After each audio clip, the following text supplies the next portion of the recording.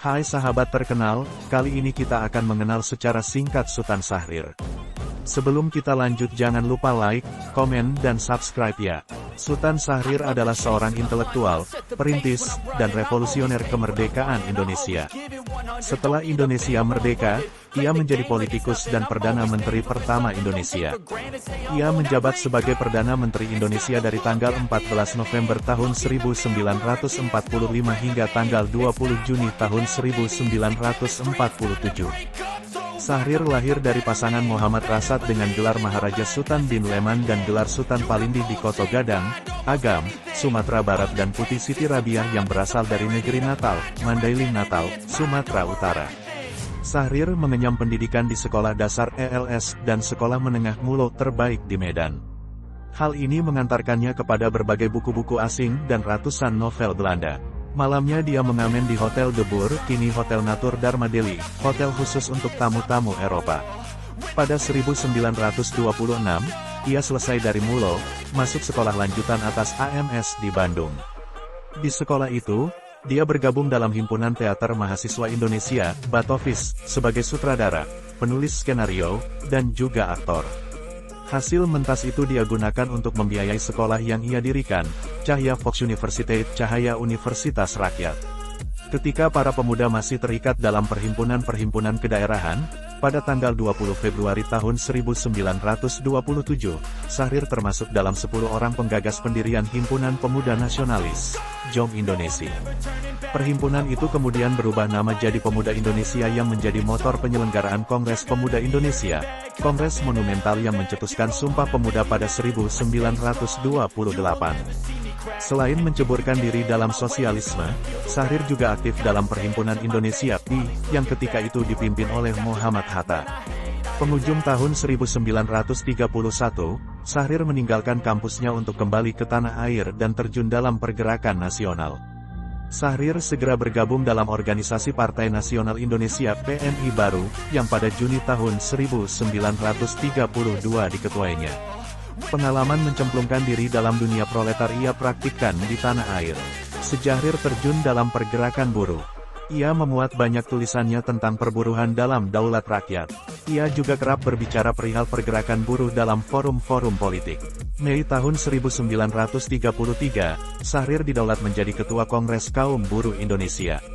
Karena takut akan potensi revolusioner PNI Baru, pada Februari tahun 1934, pemerintah kolonial menangkap, memenjarakan, kemudian membuang Syahrir, Hatta, dan beberapa pemimpin PNI Baru ke Bovendigul.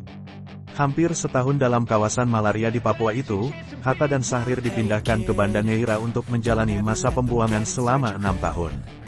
Syahrir membangun jaringan gerakan bawah tanah anti-fasis. Syahrir yakin Jepang tak mungkin memenangkan perang. Oleh karena itu, kaum pergerakan mesti menyiapkan diri untuk merebut kemerdekaan di saat yang tepat. Simpul-simpul jaringan gerakan bawah tanah kelompok Syahrir adalah kader-kader PNI Baru yang tetap meneruskan pergerakan dan kader-kader muda yakni para mahasiswa progresif. Syahrir yang didukung para pemuda mendesak Soekarno dan Hatta untuk memproklamasikan kemerdekaan pada tanggal 15 Agustus karena Jepang sudah menyerah.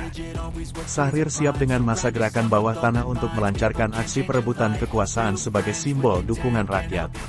Soekarno dan Hatta yang belum mengetahui berita menyerahnya Jepang, tidak merespons secara positif. Mereka menunggu keterangan dari pihak Jepang yang ada di Indonesia, dan proklamasi itu mesti sesuai prosedur lewat keputusan Panitia Persiapan Kemerdekaan Indonesia (PPKI) yang dibentuk oleh Jepang. Sesuai rencana PPKI, kemerdekaan akan diproklamasikan pada tanggal 24 September tahun 1945. Sikap Soekarno dan Hatta tersebut mengecewakan para pemuda, sebab sikap itu berisiko kemerdekaan RI dinilai sebagai hadiah Jepang dan RI adalah buatan Jepang. Guna mendesak lebih keras, para pemuda pun menculik Soekarno dan Hatta pada tanggal 16 Agustus. Akhirnya, Soekarno dan Hatta memproklamasikan kemerdekaan RI pada tanggal 17 Agustus. Revolusi menciptakan atmosfer amarah dan ketakutan, karena itu sulit untuk berpikir jernih. Sehingga sedikit sekali tokoh yang punya konsep dan langkah strategis meyakinkan guna mengendalikan kecamuk revolusi. Saat itu, ada dua orang dengan pemikirannya yang populer kemudian dianut banyak kalangan pejuang Republik, Tan Malaka dan Sultan Syahrir. Dua tokoh pergerakan kemerdekaan yang dinilai steril dari noda kolaborasi dengan pemerintahan fasis Jepang, meski kemudian bertentangan jalan dalam memperjuangkan kedaulatan Republik. Pada November 45 Syahrir didukung pemuda dan ditunjuk Soekarno menjadi formatur kabinet parlementer.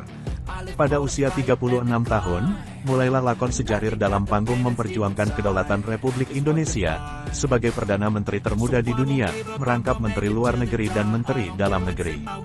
Setelah kasus PRRI tahun 1958, hubungan Sultan Syahrir dan Presiden Soekarno memburuk sampai akhirnya PSI dibubarkan tahun 1960.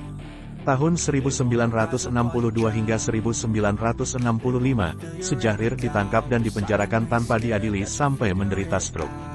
Setelah itu Syahrir diizinkan untuk berobat ke Zurich, Swiss. Salah seorang kawan dekat yang pernah menjabat Wakil Ketua PSI Sugondo Jojo Puspito mengantarkannya ke Bandara Kemayoran dan Syahrir memeluk Sugondo dengan air mata. Syahrir akhirnya meninggal di Swiss pada tanggal 9 April tahun 1966. Ia meninggal dalam pengasingan sebagai tawanan politik dan dimakamkan di TMP Kalibata, Jakarta. Sultan Syahrir ditetapkan sebagai salah seorang pahlawan nasional Indonesia pada tanggal 9 April tahun 1966 melalui Kepres nomor 76 tahun 1966. Terima kasih sudah menonton, jangan lupa like, komen, dan subscribe ya.